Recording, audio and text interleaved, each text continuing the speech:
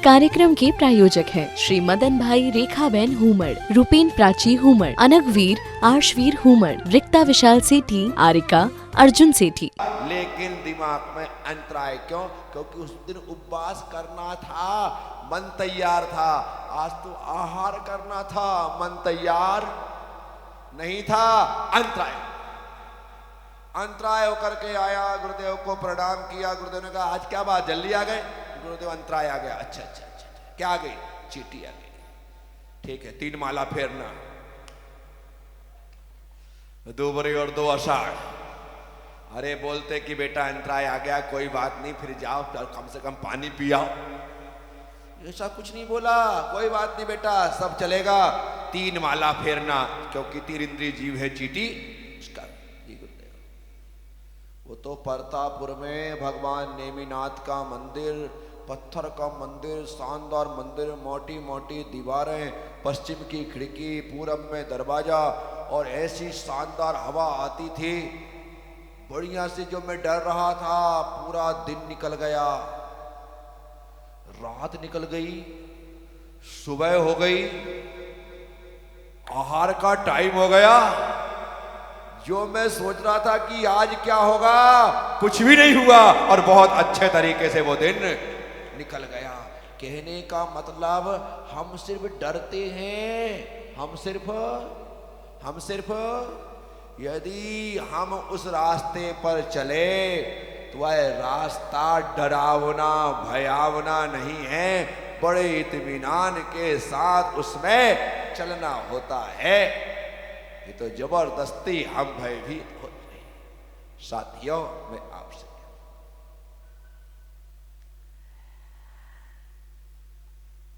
आपको मेरा जीवन कठिन दिख सकता है, और मैं कहता भी हूं कि प्रारंभिक समय तो कठिन होता है, लेकिन बाद का समय बड़ा सहज।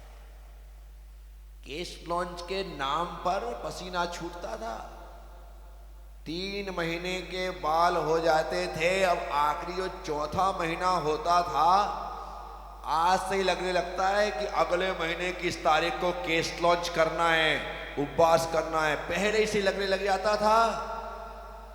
2 दिन पहले तो बालों की ऐसी मरम्मत की जाती थी कि पूछो मत।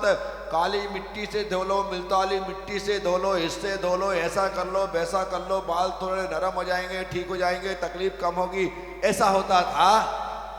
क्यों? क्योंकि वह प्रारंभिक दौर था। लेकिन बाद में, आज की स्थिति में, कभी भी उखाड़ के यूं फेंक दो, ना सिर धोने की आवश्यकता। क्यों? क्योंकि अब अभ्यास इतना अच्छा हो चुका है कि कोई भी कष्ट नहीं देते हैं, अपितु आनंद के कारण बन गए। मैं आप सबसे जीवन को कष्टों के साथ जीना सीखो। जो कष्टों के साथ जीवन जीता है, उसका जीवन उत्कृष्ट होता है। क्योंकि जिसे कष्टों में जीने की आदत पड़ गई है, अब उसे कष्ट क्या कष्ट देंगे। जिसे सुख में जीने की आदत है, जो डल्लब के गद्दे से नीचे नहीं उतरता, उसे सड़क पर कंकर पत्थर चुभते हैं, उसे फुटपाथ पर नींद नहीं आती है, उसे चिटाई पर नींद नहीं आती है। क्यों? क्योंकि वो डल्लब के गद्दे से नीचे बात ही नहीं। पर भोग खाए हो, उसके सामने यदि नीरस रख दिया जाए तो उसे लगता है कि हे भगवान, यही मेरी किस्मत में लिखा था क्या? उसे कष्ट होगा। और जिसने नीरस ही खाया हो, उसे 56 भोग मिल जाए तो कहता कि वारे वाह, क्या पुण्य का उदय है कि आज मेरे सामने सब कुछ है। तो कष्ट के साथ जीना सीखो, फिर थोड़ा सा सुख भी महासुख लगेगा। उदाहरण की तौर पर, जो लोग गर्मी के भीषण दिनों में या भीषण गर्मी के दिनों में मजदूरी करते हैं। क्या करते हैं? मजदूरी करते हैं। उन लोगों को दोपहर में थोड़ी सी बबूल के पेड़ की छाया मिल जाए, इसकी बबूल की, मैं बरगद की नहीं कह रहा हूं, बबूल के पेड़ की थोड़ी सी छाया मिल जाए।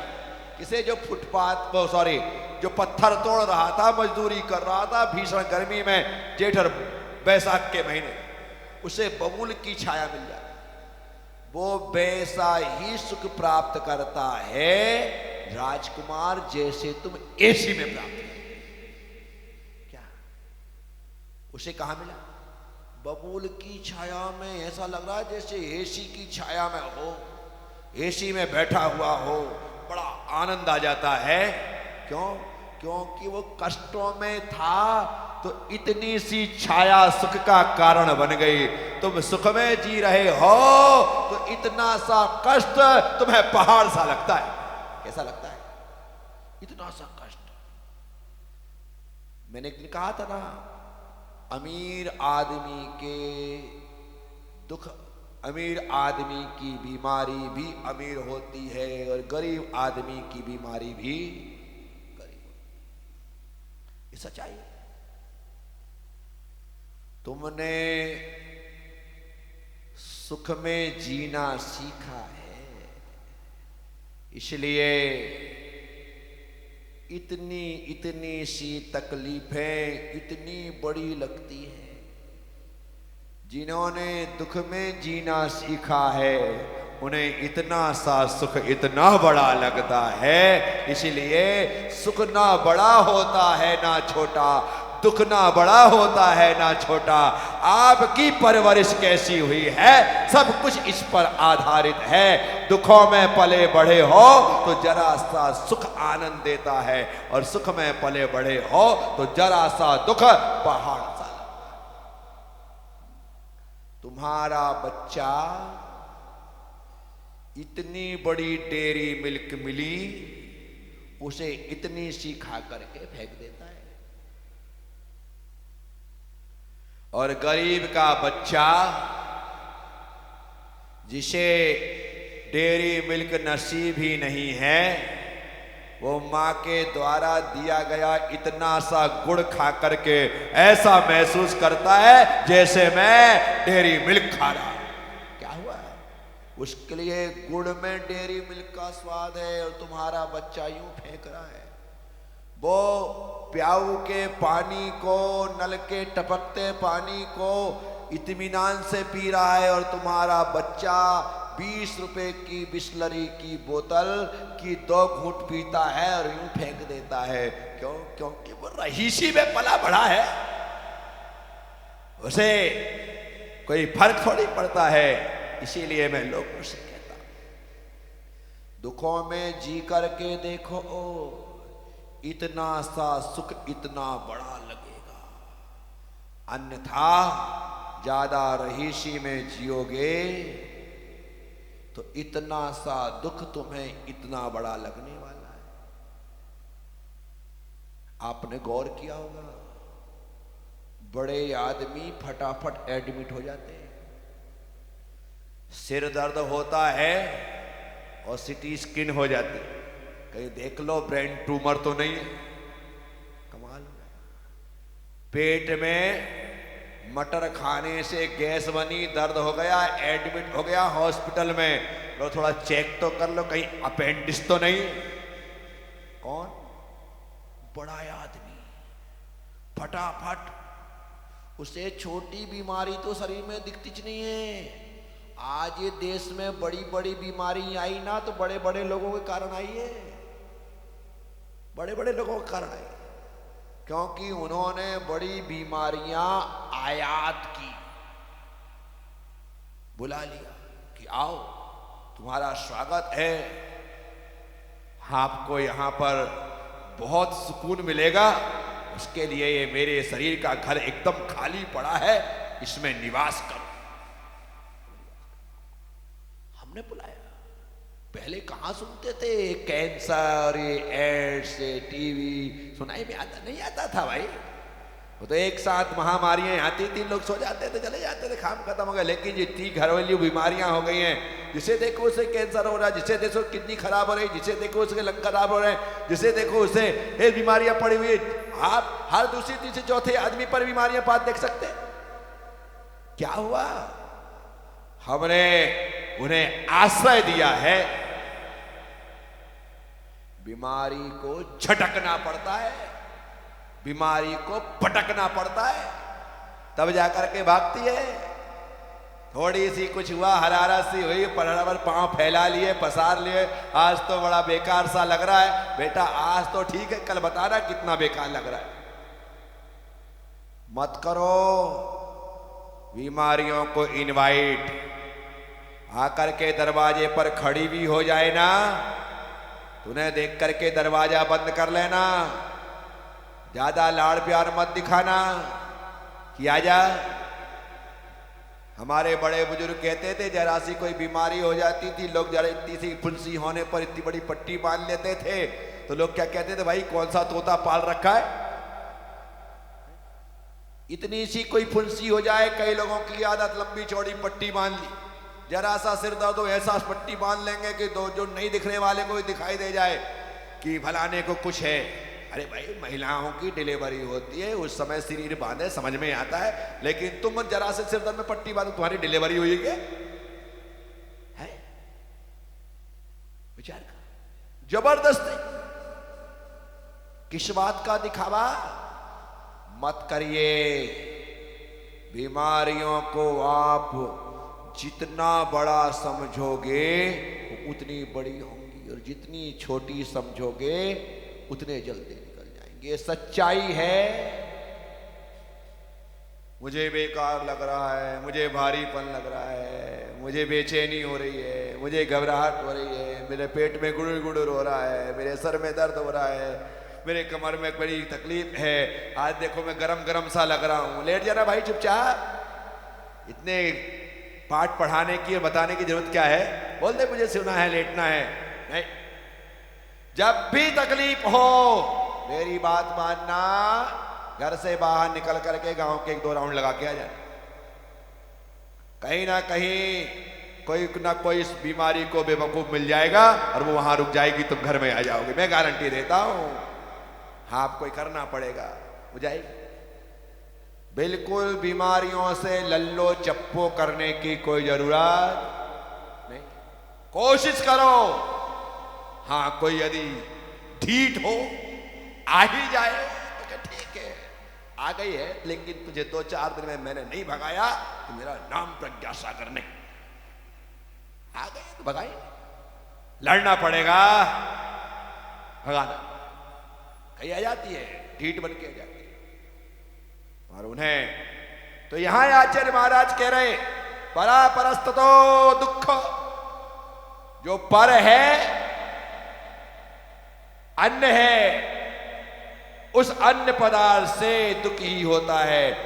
आत्मा और इसके अलावा जितने भी पुद्गल हैं वे सब पर हैं, वे सब। जब ये आत्मा पर से जुड़ जाती है तो दुखी होती है, और जब ये आत्मा पर को हटा देती है और स्व में लीन हो जाती है तो सुखी हो जाती है। आत्मा में आत्मा का जो निवास है वो सुख है, और पर में जो निवास है वह दुख है।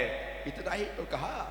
अन्न पदार्थ अर्थात आत्मा से जो अन्न है उस अन्न पदार्थ से दुख होता है, और आत्मा अपना आत्मा ही है, आत्मा अपना आत्मा आता है, उससे सुख होता है। इसी कारण महान पुरुषों ने, इसने महान पुरुष उसकी प्राप्ति के लिए उद्यम किया है।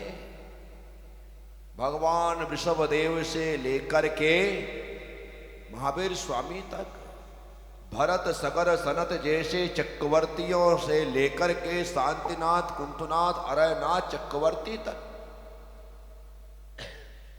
राम आदि बलभद्रों ने